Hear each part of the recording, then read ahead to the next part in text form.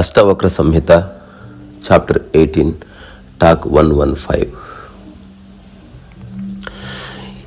ఈ భూమి మీద పుట్టిన సమస్త చరాచర ప్రాణకోటి జస్ట్ బతకడం కోసం కాస్త ఆరాటపడతాయి, భోజనం కోసం కాస్త ఆరాటపడతాయి. ఎందుకంటే వాటి దగ్గర తిండి నిలువలు లేవు కాబట్టి ఏ పూటది ఆ పూట సంపాదించుకోవడం, తద్వారా ఎరుకలో ఉండడం, సర్వైవల్ ఇన్స్టింక్ట్ తప్ప మరేది వాటికి ఉండదు. మిగతా సమయం అంతా కూడా అవి నిరంతర విశ్రాంతిలో ఉంటాయి. సో ఆధ్యాత్మికత ఒక వ్యక్తికి అర్థమైందా లేదా అని ఎట్లా తెలుసుకోవచ్చు అంటే, మనస్సు నిరంతర పరమ విశ్రాంతిని అనుభవించే స్థితిలోకి అతను వెళ్ళి నిలబడ్డాడు. శరీరం కూడా పూర్తి పరమ విశ్రాంతిలోనే ఉంది అతనిది. అష్టావక్రుడు ఈరోజు ఈ చిన్న సూత్రంలో అదే చెప్తున్నాడు. ఒక జ్ఞాని లక్షణం పరమ విశ్రాంతి. అది అతని యొక్క స్వభావం. అతనికి తెలిసింది జీవితం యొక్క మూలం. ఇక్కడ అతిగా పరిగెత్తి నువ్వు ప్రత్యేకంగా సాధించేది ఏది లేదు. మన శరీరంలో ఉన్న అన్ని అవయవాలు ఒక సంయమనంతో ఎట్లా ఉంటాయో, పరమ విశ్రాంతిలో ఎట్లయితే కాస్త పెరుగుతాయో, అట్లా ఈ సమస్త విశ్వం యొక్క ఒకానొక అంగం అతను అని తెలుసుకున్నాడు. కానీ ఇప్పుడున్న మనిషి అన్నీ అనుభవిస్తున్నాడు, విశ్రాంతిని తప్ప. ఎందుకు? తన మనసులో ఆలోచనలు తను ఒక ర్యాట్ రేస్లో ఇరికిస్తున్నాయి. తను పరిగెడుతున్నాడు, తను ఆరాటపడుతున్నాడు, తను పోరాటం చేస్తున్నాడు, ఏదో సాధించాలని ప్రూవ్ చేస్తున్నాడు. అల్టిమేట్లీ తనకు తెలుస్తుంది తను దీనివల్ల సాధించేది ఏమీ లేదని. అయినప్పటికీ ఒక పూర్వాగ్రహం వల్ల మనిషి అవన్నీ చేస్తుంటాడు. ఈరోజు అష్టావకుడు చెప్తున్న ఈ సూత్రం వినండి. మీకు ఎంత సమాచార జ్ఞానం ఉంది, మీరు ఎంత డబ్బు సంపాదించారు, లేకపోతే ఎంతమంది మీకు స్నేహితులు ఉన్నారు, ఎంతమంది సెలబ్రిటీస్ తెలుసు, ఎన్ని దేశాల్లో మీకు సంస్థలు ఉన్నాయి, ఎంత సేవా భావంతో మీరు పనిచేస్తున్నారు, ఎన్ని లక్ష్యాలతో పనిచేస్తున్నారు, ఆ లక్ష్యాలు ఉన్నతమైనవా పరమోత్కృష్టమైనవా, ఇవన్నీ ఆత్మజ్ఞానానికి సంబంధించినవి కావు. ప్రపంచం వల్ల ఇన్ఫెక్ట్ అయిన మైండ్ చేసే పని అది. చేయొద్దు అని కాదు, పరమ విశ్రాంతిని అనుభవిస్తూ ఏది సాధ్యమో అది చేస్తేనే అప్పుడు ఆ జన్మ చరితార్థమవుతుంది. సో అష్టావక్రుడు చెప్తున్నాడు, సతతూ దేతువా దేహో నాన్యచింతా మహాత్మనా స్వభావ భూమి విశ్రాంతి విస్మృత శేష సంస్కృతే. మహాత్మునికి ఇక్కడ మహాత్ముడు లేకపోతే మహానుభావుడు, మహాశయుడు, జ్ఞాని ఇవన్నీ సమానార్థకాలు. అంటే ఎవరైతే మనసు నుంచి బయటపడ్డారో వాళ్ళందరికీ ఇట్లాంటి వాటిని మనం తగిలించవచ్చు. ఇవన్నీ ఒక స్థితి యొక్క ఉపాధి. ఈ ప్రపంచంలో 2 రకాల ఉపాధులు ఉన్నాయి. ఈ ప్రపంచం నీకు ఇచ్చే ఉపాధి, నీ అనుభవం నీకు ఇచ్చే ఉపాధి. ఈ ప్రపంచం నీకు ఇచ్చే ఉపాధి పద్మశ్రీ, పద్మభూషణ్ ఇట్లాంటివన్నీ కూడా. నిన్ను ఎవరో గుర్తిస్తే అవన్నీ వస్తాయి. నిన్ను నువ్వు గుర్తించుకోవడం వల్ల నీకు కలిగే భావనకి ఒక ముద్దు పేరు ఇదంతా. మహాత్మా లేకపోతే పరమహంస్. ఇది ఎవరో ఇచ్చేది కాదు, నీకు తెలియాలి నీ స్థితి. సో అట్లా మహాత్మునికి తన స్వభావం, తన సహజ రూపం, విశ్రామ స్థానం, అది తనదైన సుస్థిర స్వభావ భూమి, అది విశ్రాంతి ప్రదేశం. అతడు సంపూర్ణ సంసారం విస్మరణ చెందవలసిందే, విశ్వము విస్మరించవలసిందే. అతనికి సహజ స్వభావమే ఆత్మస్థానం. స్వభావ భూమి విశ్రాంతి విస్మృత శేష సంస్కృతే. అతని యొక్క స్వభావమే విశ్రాంతి. ఎవరైతే నిరంతరం ఆరాటపడుతున్నారో అట్లాంటి వాళ్ళు విశ్రాంతిగా ఎట్లుంటారు? మనసులో వేవేల ఆలోచనలు ఉన్నవాడు విశ్రాంతిని ఎట్లా అనుభవిస్తాడు? మనసులో ఉన్న లక్ష్యాలని శరీరం చేత చేయించాలనుకున్నవాడు శరీరానికి ఎట్లా విశ్రాంతిని కలగజేస్తాడు? విశ్రాంతి అంటే మనసు పూర్తిగా అలలు లేకుండా అణిగిన స్థితి. ఉత్తగానే విశ్రాంతి రాదు. డబ్బు రావచ్చు, బ్యాంకులో కాస్త వేస్తే దాని వడ్డీ నెలకు రావచ్చు. విశ్రాంతి ఎట్లా రాదు? విశ్రాంతిని స్వభావమే అయితే తప్పరాదు. స్వభావం కావాలంటే అసలు ఏ అభావాలతో, ఏ అధ్యాసలతో మనిషి పరిగెడుతున్నాడో అవన్నీ గుర్తిస్తే కదా. సో మహాత్ముడు తన సహజ స్వభావంలో రమిస్తాడు. అతనన్నిటినీ మర్చిపోతాడు. విస్మరణ తన విజయం. ఈ ప్రపంచం వేటికి అత్యున్నతమైన విలువనిస్తుందో అట్లాంటి అన్నిటినీ విస్మరించాడు మహాత్ముడు. అవసరం అని గుర్తించాడంతే. దాని వెంట పట్టంలే. డబ్బు ఉంది పక్కనే, దాని పట్ల మహత్వాకాంక్ష లేదు. పేరు ప్రఖ్యాతులు ఉన్నాయి, అవి వస్తే వచ్చాయి, పోతే పోతాయి. కానీ దాని వెంట అతను పట్టంలే. అతనన్నీ మర్చిపోతాడు, నిశ్చింతగా ఉంటాడు. నిశ్చింత, ఈ పదం చాలాసార్లు మనం అష్టావక్ర సంహితలో వాడుకున్నాం. నిశ్చింతగా ఉండు అంటాం కదా మనం ఎవరినైనా. చింత లేకుండా ఉండు. చింత అంటే ఎగిసిపడే ఒకానొక ఆలోచన నిన్ను బాధిస్తుంది. ఆ ఒక్క ఆలోచన వదిలేస్తే మిగిలింది నిశ్చింతే. జ్ఞాని దేహాభిమాన రహితుడు కూడా కాబట్టి ఒకవేళ దేహం ఉన్నా లేకపోయినా అతని యొక్క విశ్రాంత స్వభావం మాత్రం పోదంటాడు అష్టవక్రుడు. ఇది నిజంగా నిజం. ఇప్పుడు నేనున్నాను, నా దేహం ఇంకా రాలిపోలేదు కాబట్టి ఆ స్టేట్మెంట్ నిజమా కాదా అని చెప్పే ఉద్దేశం కరెక్ట్ కాదు. కానీ ఎప్పుడైనా జ్వరం వచ్చినప్పుడు లేదా కాలికి దెబ్బ తగిలినప్పుడు అప్పుడు నీ స్వభావం ఎట్లా ఉంది అక్కడ తెలిసిపోతుంది నీవెవరు. జ్ఞాని సచ్చిదానంద స్వరూపుడు, ఆ తర్వాత సంసార నివృత్తుడు.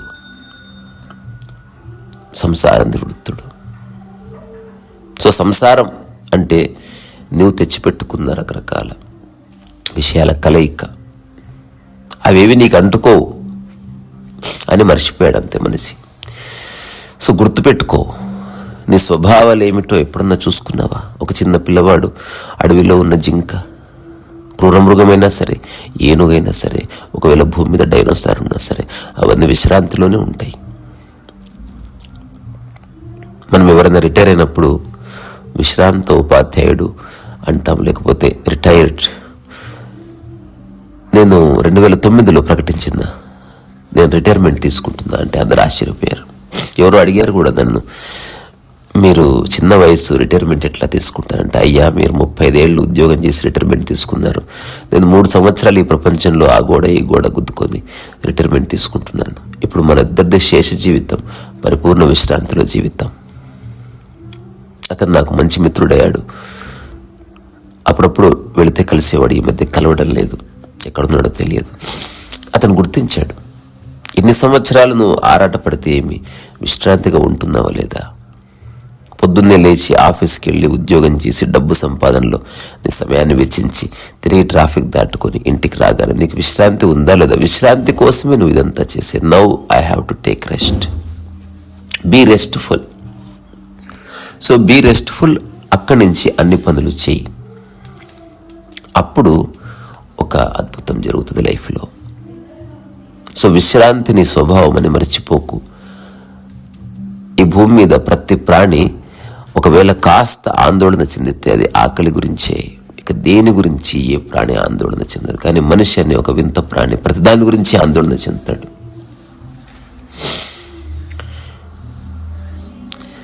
ఆ తర్వాత అష్టావకుడు చెప్తున్నాడు, అకించన కామచారో నిర్ద్వంద్వశ్చిన్న సంశయ అసక్తః సర్వభావేషు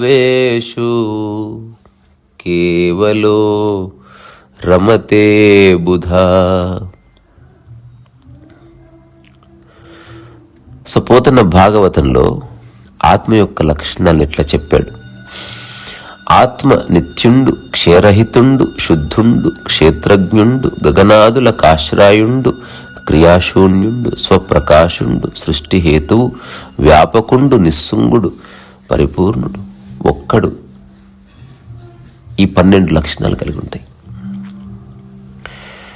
ఇప్పుడు చెప్తున్నాడు అష్టవక్రుడు, అకించన కామచారో నిర్ద్వంద్వ చిన్న సంశయ ఆసక్త సర్వభావేషు కేవలో రమతే బుధ.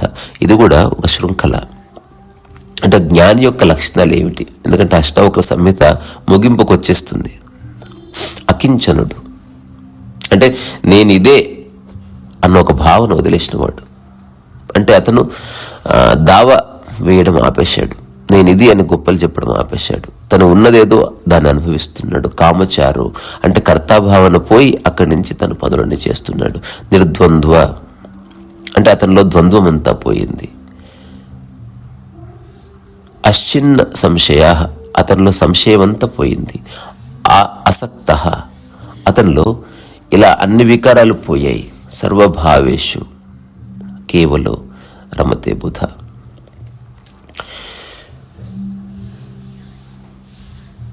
సో అతనికి ప్రత్యేకమైన భావాలంటూ ఏమీ లేవు. ఈ చిన్న పదాన్ని అర్థం చేసుకోవాలి. ఈ ప్రపంచంలో క్యారెక్టర్ అనే పదానికి ఒక అంతులేని వాల్యూ ఉంది. సో నా క్యారెక్టర్ని అసాసిన్ చేయకని చెప్తారు కదా. What is character? ఎప్పుడన్నా క్వశ్చన్ చేసుకున్నారా?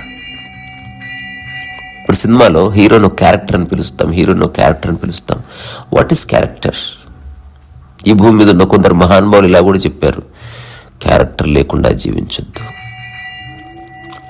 హ్యావ్ ఏ క్యారెక్టర్, బట్ ఆత్మజ్ఞానం యొక్క మూలం ఏంటంటే బీ ఏ క్యారెక్టర్లెస్. అది నెగిటివ్ పదం కాదు. క్యారెక్టర్ అంటే ఏవో 5 మంచి గుణాలని నీ జీవితం అంతా ఆచరించి అవి పోకుండా కాపాడుకుంటున్నావు. అది వేషధారణ కావచ్చు, నీ మాట తీరు కావచ్చు, నువ్వు చదివే పుస్తకం కావచ్చు, నీ యొక్క బిహేవియర్ కావచ్చు. నీ ఆచరణలో 5-6 విషయాలని పట్టుకొని వాటిని వదలడం లేదంతే. వాటితో ఒక ఐడెంటిఫికేషన్ ఏర్పడ్డది, ఒక ఐడెంటిటీ ఏర్పడ్డది. తద్వారా నీవు అది అని తెలుస్తుంది. ఇప్పుడు సన్యాసి ఉన్నాడు, అతనికి ఒక క్యారెక్టర్ ఉంది. అంటే అతను ఇలా బట్టలు వేసుకుంటాడు, ఇలా తింటాడు, ఇలా నడుస్తాడు, ఇలా పొద్దున్నే రకరకాల శాస్త్రాలను చదువుతాడు అని ఉంది. అవి ఎవరు ఏర్పాటు చేశారు? అతనే ఏర్పాటు చేసుకున్నాడు. సో అష్టావకుడు చెప్తున్నాడు, క్యారెక్టర్లెస్ జ్ఞాని. అతను సందర్భ జ్ఞాని తప్ప ఇలాగే జీవించాలి, నేను ఇదే చేయాలి, ఇదే చేస్తేనే నా జీవితం సార్థకమవుతుంది అని లేదు. ఏం చేసినా కర్తాభావన లేకుండా చేయాలని తెలిసిన వాడికి క్యారెక్టర్ ఎట్లా ఉంటుంది? He has no character. ఇప్పుడు అందరి ముందు అరిస్తే నా క్యారెక్టర్ పోతుంది అనుకున్నప్పుడు వాడు కోపాన్ని అణుచుకుంటాడు. అష్టవక్ర సంహిత నిజంగా అర్థమైతే కోపం వస్తే మీరు వ్యక్తపరుస్తారు, మీరు అడవిలో ఉండని ఎక్కడైనా ఉండని. కానీ మరో నిమిషంలో అది ఉండదు. అతనికి సీరియస్ లక్ష్యాలు ఏముండవు. అన్ని భావాల్లోనూ అతను రమిస్తాడు. ఎందుకు? తనకంటూ ప్రత్యేకమైన భావన ఏది లేదు. ఇది ఎలా ఉందంటే, ఒక కుక్క ఎక్కడైనా పడుకుంటుంది, మనిషి తన ఇంట్లోనే పడుకుంటాడు. ఈ ప్రపంచమంతా అతనికి నివాస స్థలం కాకుండా పోయింది. కానీ ప్రకృతిలో ఉన్న ప్రతి ప్రాణికి సమస్తము నివాస స్థానం అవుతుంది. సరే, వాటికి ఉండే గొడవలు వాటికి ఉండొచ్చు, వాటికి ఉండేటువంటి లిమిటేషన్స్ వాటికి ఉండొచ్చు. ప్రకృతి వల్ల ఏర్పాటు చేసిన వాటిని అవి అంగీకరిస్తాయి. కానీ దానికి బియాండ్గా అన్ని చోట్ల అవి రమిస్తాయి. పక్షి ఏ చెట్టు మీదైనా వాలవచ్చు. అది కనుక కొత్తగా ఒక చెట్టు ఎంచుకుని అక్కడ వాలితే పక్షులు కాసేపు గలగలమంటాయి, ఆ తర్వాత మరిచిపోతాయి. విస్మరణ ప్రకృతి యొక్క మూలస్థితి. నేను ప్రత్యేకం అన్నది లేకపోవడం ప్రకృతి యొక్క మూలస్థితి. ఆచరణ చేస్తూ కర్తాభావన లేకుండా ఉండడం ప్రకృతి యొక్క మూలస్థితి. విధి విధానాలు లేకుండా జీవించడం ప్రకృతి యొక్క మూలస్థితి. ఏదో సాధించాలన్న ఆసక్తి లేకుండా ఉండడం ప్రకృతి యొక్క మూలస్థితి. కాంక్షలు లేకుండా ఉండడం ప్రకృతి యొక్క మూలస్థితి. నిర్వికారత, నిర్విషయం ప్రకృతి యొక్క మూలస్థితి. ఏది ఉంటే దాన్ని అనుభవించడం ప్రకృతి యొక్క మూలస్థితి. మనసులో లేకుండా జీవించడం ప్రకృతి యొక్క మూలస్థితి. ఈ ప్రకృతి యొక్క మూలస్థితులు ఇవన్నీ జన్మతః మనలో ఉన్నాయి. అన్నిటికంటే ముఖ్యం, ప్రకృతిలో ఒక్కటి లేదు, ద్వంద్వం లేదు. సో 2 పడిపోవాలి. అత్యంత ముఖ్యంగా నేను అన్న భావన పడిపోవాలి. ఆ తర్వాత నేను చేస్తున్నా అన్న కర్తాభావన పడిపోవాలి. ఇది 2వది పూర్తి వైయక్తికం. 2వది ద్వంద్వం పోవాలి, భేదభావం పోవాలి, పక్షపాతం పోవాలి. ద్వంద్వం పడిపోతే ఈ సమస్త విశ్వం నీకు స్నేహంగా కనిపిస్తుంది. ద్వంద్వం ఉందనుకో, ఓన్లీ ప్రాంతము లేకపోతే దేశము, నీ కులపువాడు, ఇట్లాంటి వాళ్ళని ఇద్దరు చేరుతారు. నీ ద్వంద్వం వల్ల నువ్వు సాధించేది ఏది లేదు. చాలా పెద్ద ఇల్లు, అనిపిస్తుంది అంతే. వేరే వాటితో పోల్చుకోవడం వల్ల ఈ భూమి మీద ఇల్లే లేదు. జస్ట్ నీవు ఉన్నావు, నువ్వు పడుకోవడానికి ఒక ప్లేస్ కావాలి. అది అడవి అయితేనేమి, ఇల్లు అయితేనేమి, గుడిసె అయితేనేమి, ఆశ్రమం అయితేనేమి, దేవాలయం అయితేనేమి, లేకపోతే ఒక రోడ్డు పక్క బండ అయితేనేమి, ఒక కొండ అయితేనేమి, గుహ అయితేనేమి, అవన్నీ ఇర్రిలెవెంట్. నువ్వు పడుకుంటే నిద్ర వచ్చిందా లేదా అన్నది ఇర్రిలెవెంట్. కానీ మనిషి కొన్ని వేల సంవత్సరాల పరిణామ క్రమంలో తనకి కంప్లీట్గా సెక్యూరిటీ ఉంటే తప్ప అతని నిద్రలోకి జారుకోలేడు. ఎరుకపోయింది. ఈ ప్రపంచం వల్ల మనిషి ఒక్కటి కోల్పోయాడు, అత్యంత అమూల్యమైనది, నిరంతర ఎరుక కోల్పోయాడు. ఎరుక ఎప్పుడు వస్తుంది? నీకు సెక్యూరిటీ లేదని తెలిసినప్పుడు ఎరుక వస్తుంది. దాంతోపాటు తినడానికి మధ్యాహ్నం తిండి లేదు అన్నప్పుడు ఎవడన్నా కొట్లాడతాడా? ఎవరి తిండి వాళ్ళు ఏదేమైనా సంపాదించుకోవాలి, ఇర్రెస్పెక్టివ్ ఆఫ్ దేర్ ఏజ్ అన్నప్పుడు నిజంగా ఎరుక ఉంటుంది. కానీ ఇవి ఎప్పటికీ జరగవు. అందుకని మనం కొత్త ప్రత్యేక సాధనతో ఈ విషయాల్ని తిరిగి మనలో పొందుపరుచుకోవాలి. అట్లా మన జీవితాన్ని చరితార్థం చేసుకోవాలి. సో బీ ఏ క్యారెక్టర్లెస్, కర్తాభావన లేకుండా ఉండండి. అన్ని పనులు సమశ్రద్ధతో చేయండి. ఆ తర్వాత ఎక్కడున్నా మీ ఇంట్లోనే ఉన్న భావన మీలో నిలుపుకోండి. అందరూ నీ వాళ్ళే అన్న భావన మర్చిపోవద్దు. సందర్భంలో ఏది చేయాలో, ఆ సందర్భం ఏది తీసుకువస్తుందో దాన్ని అనుభవించు. అక్కడితో మనసు నుంచి ముక్తి కలుగుతుంది అని అష్టావకుడు చెప్తున్నాడు, నేను చెప్తున్నాను. ఇది అత్యంత సులువైనది, కానీ దీన్ని తర్కిస్తూ పోతే మాత్రం చాలా కష్టం, జటిలమైపోతుంది. సో ఇక్కడి నుంచే మీలో ఉన్న అకర్తా భావనకి, మీలో ఉన్న అన్ని సహజ స్థితులకి, మీలో నిరాఘాటంగా సజీవంగా ఉన్న చైతన్యం ఎరుకలకి, ఒకవేళ మీరు చేస్తే మీ నిష్కామ కర్మకి, ఏమి చేయకపోతే మీ సాక్షికి శిరస్సు ఉంచి నమస్కారం చేస్తున్నా. దైవం యొక్క లక్షణాలు అవి. You are the embodiment of divine. ఈ లక్షణాలు ఉంటాయి. Otherwise you become human by and by, disturbed human, then inhuman. ఇక్కడి నుంచే మీ ఓపికకి నమస్కారం చేస్తున్నా. రే సరస్వైస.